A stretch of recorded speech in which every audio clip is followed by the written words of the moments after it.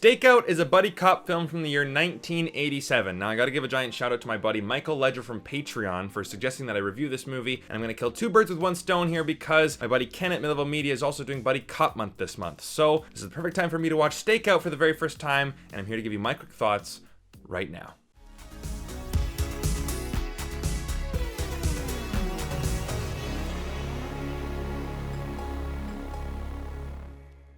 Hey everybody, my name is Brandon, aka the BrandoCritic. Thank you guys so much for being here and clicking on this video. I really do appreciate it. Today I'm going to give you my honest, no BS take on Stakeout and let you know if it's worth a watch today. If you guys are new here, then hit like and subscribe, and if you really want to support the channel, then go follow me on Patreon just like Michael did. He's the one who suggested this video. Thank you so much, Michael. This video is for you. And also make sure to follow my partners at Movie Scene Canada. Their link is down below in the description. So, we have Stakeout from director John Badham, and you know him from such films as War Games and Short Circuit and Saturday Night Fever. And it stars Richard Dreyfuss, Emilio Estevez, Madeleine, Stowe, Aidan, Quinn, and a young Forrest Whitaker. And in Stakeout we have Chris, played by Richard Dreyfuss, who is a detective in Seattle and is going through a divorce. He and his partner Bill, played by Emilio Estevez, are assigned to the night shift on a stakeout of a waitress named Maria McGuire, played by Madeleine Stowe. Why keep tabs on a waitress, you may ask? Well, her ex-boyfriend Richard Montgomery, played by Aidan Quinn, has recently escaped from prison, and they suspect that he may come after her. But things get interesting when Chris pretends to be a telephone repairman to plant a bug in Maria's house, as the two actually start to fall in love. So, is this movie worth the watch? For most people, including myself, I'm gonna say yes. Now, if you cannot handle large age differences between your two love interests in a movie, then this film might not be for you. Also, if you cannot stand that your characters are peeping Toms, then this movie might not be for you either. And I honestly will admit that even I thought that this movie was gonna go off the rails at one point because, you know, we have Richard Dreyfuss inside the girl's house. She doesn't know it yet. She's taking a shower. He's dancing. He's gonna try to take a look at her in the shower. And I'm like, oh boy, this is a little uncomfortable. But for the most part, overall, I did enjoy this movie. I would put this movie into the hidden gems category of the 80s. It's not great, it's not perfect, it does have its flaws, but overall, I enjoyed the movie, and here are the good parts. Richard Dreyfuss is by far the best part in this movie. He really carries this entire film. And you can say that the whole film is almost left in the dust, and he really tries to carry it along with him because he's just so charismatic and he's such a great performer. He really warrants a lot of laughs in this movie because he is so funny with his facial expressions and his physicality. For example, two moments that really made me laugh out loud. Number one is that when he's in the house and he's making faces at Emilio Estevez from across the street, just all of his facial expressions and just his mannerisms I found to be just so funny. And number two is when Maria calls him at his actual house and he realizes that, oh no, he cannot do that. I mean, I'm gonna let you off the hook. Holy shit. He is a very great performer, and he definitely elevates a lot of this material. And there's a running gag between Emilio Estevez and the day shift cops on the same stakeout, and they're pulling pranks on one another. There's dog shit in the fridge. Emilio Estevez puts a cat in the car, and of course when the dog sees it, it goes crazy. You know, it's pretty juvenile humor, but it did get me to chuckle a few times. But I think that's the main reason to watch this movie. I did laugh out loud many times in this movie because the dialogue I found to be so crass. I just loved it. Lick my left one, buddy. That line right there, I knew immediately this movie's gonna have some funny moments. And honestly, it's so refreshing to watch a movie like this in 2022 because movies today are almost afraid to have dialogue like this because they're afraid of being judged, being ridiculed on Twitter, being offensive to people on Twitter. You know, it seems like everything's on Twitter nowadays, right? In terms of, you know, being offensive and political correctness. But I watched this movie with my friends, my girlfriend, my best friend, and her best friend, and we all watched this movie together. And the one moment where we all burst out laughing was when they were making fun of her weight. 313 pounds. 313 pounds? Let me see that. I would imagine that's fully clothed. Oh my God. Oh, she could be the house. And I'm even thinking to myself, okay, you can't put that in a movie now because of fat shaming or whatever the case may be.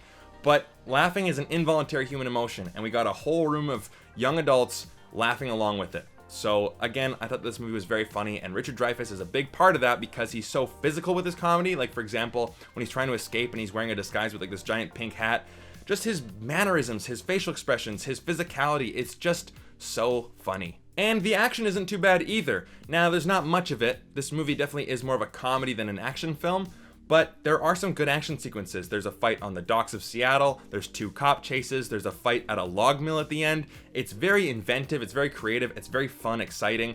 This climax is probably the best action set piece in the entire movie, but you know, the stakes really ramped up and I did really enjoy it. And I gotta give props to the music. I'm a giant 80s guy, so I love the 80s synthesizer in movies like Beverly Hills Cop and Fletch and this. And of course, this movie has a great soundtrack. You have Miami Sound Machine, Gloria Estefan, Steve Winwood, Mr. Mister. Like, this is a great soundtrack. It's a great score. You know, it's more of just a personal thing, right? Like, 80s synthesizer's not for everybody, but I really did enjoy it. But now for the criticisms. Emilio Estevez. Now, I like the actor, and I grew up with Mighty Ducks, so I will always have a soft spot for Gordon Bombay. And he does hold his own in the comedic moments, but the dramatic moments, I definitely felt like he was fighting out of his weight class. It just kind of felt like you were watching some dude's kid play hockey with him and the big boys. It's like, you can tell that this guy's not experienced, he doesn't have the skills or the talent to really keep up. Now, he's not bad in the role, but with his dramatic moments, I'm like, yeah, your range is kind of lacking there. I also don't think that Richard Dreyfuss and Emilio Estevez are juxtaposed enough. Now, Lethal Weapon is like the perfect example, right? You have Riggs and Murtaugh, young, old, black, white. By the books, crazy, he is the lethal weapon. Single, family man, they are the perfect juxtaposition in a buddy cop movie, whereas this almost feels like Mustache the movie. Emilio Estevez and Richard Dreyfuss kind of have the same sense of humor. They are really the same character, only there's a bit of an age difference, and that's about it. Now Maria, she is just a piece of ass for Richard Dreyfuss to bang. That's it. No personality, no character, she's not interesting. The romance, I gotta admit, it was awkward. It really was awkward. It really did feel like the writer was like, oh, this is my fantasy of a hot girl coming on to me. Like, the way that she comes on to Richard Dreyfuss's character felt so unrealistic. It felt so forced and artificial. It just was cringeworthy and awkward. I love spicy. Good. Well, then you're gonna want to marry me after this. And yes, from a heterosexual man's point of view, Madeleine Stowe is just gorgeous. But even still, I can say that she has no personality. She's just the hot woman to bang, and she's the prize at the end of the movie. And this movie has the liar reveal storyline, of course, when a character wants something, so he lies to get it, but then, of course, the lie comes out. Oh, you're a bastard, how could you lie to me? Like, you see this stuff coming from a mile away, you know exactly what's gonna happen right from the get-go. Now, I will admit, though, that the climax is inventive and exciting. You have Richard Dreyfuss pretending to be an ex-con when Montgomery comes back for Maria. You know, all that stuff is fun, and I was really invested at that point, but just to get there, you're like, okay, you know exactly what's gonna happen. We've seen this storyline in countless Disney, Pixar films, and DreamWorks movies, like Chicken Run is an example I can think of right now.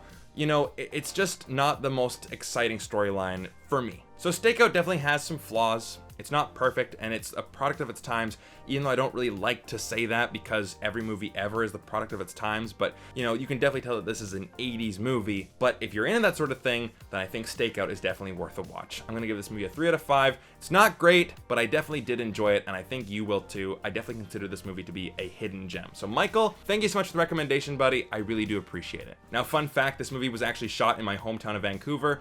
But of course, American movie, American audiences, we can't have it take place in Canada, it takes place in Seattle. But any landmark expert will tell you that that's the Harbor Center in the background, not the Space Needle. So, those are my thoughts on Stakeout. What are yours? Leave them down in the comment section down below, I'd love to hear them. And thank you so much, Ken, for having this Buddy Cop month again. I was able to see Turner and Hooch for the first time, and Stakeout for the first time. I'm looking forward to next month.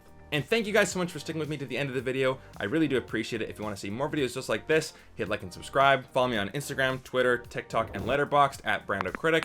And also follow me on Patreon just like these lovely people right here. Thank you guys so much. I'll see you next time. Take care.